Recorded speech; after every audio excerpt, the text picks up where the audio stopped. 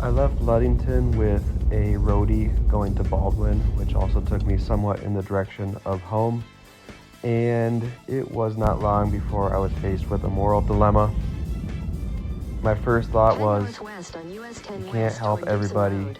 It's okay. They'll be fine. And next thing I knew, I was turning around because I evaluated the fact that someone was actually out shoveling. He had done a lot of shoveling. They were getting close to the point where they could get out with a pole, but they weren't anywhere near getting out without one. And so I could see that whether I stopped or not was probably the deciding factor. It looked for a minute like they were going to come right out on the first try, but not quite. I felt that the angle was part of the issue, but I didn't want to get out way into the road. Eventually, at some point I thought, okay, this is the last try. If this doesn't work, I'm going to leave. And then I thought, no, if it doesn't work, I'm going to stick it out with them until we get it done.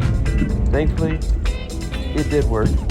So at that point, the two guys who were stuck and this utility guy who came over to lend an extra hand were able to get back on the road, and so was I. And I still got to my delivery ahead of schedule.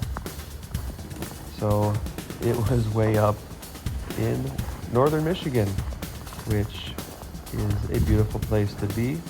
And I actually love the snow, and I love Pitbull security task forces as well. So I had a fun time with this delivery. Sometimes just relaxing and enjoying the process makes everything seem pretty manageable. But roadie's also pretty manageable because it's all just little things. And the roadies that I did on the drive between Ludington and my home in Dowling, Michigan actually added up to about $110. Data analytics, all that good stuff. Patrick, thanks a bunch. Good to talk to you again. Likewise, Kai. Good to talk to you.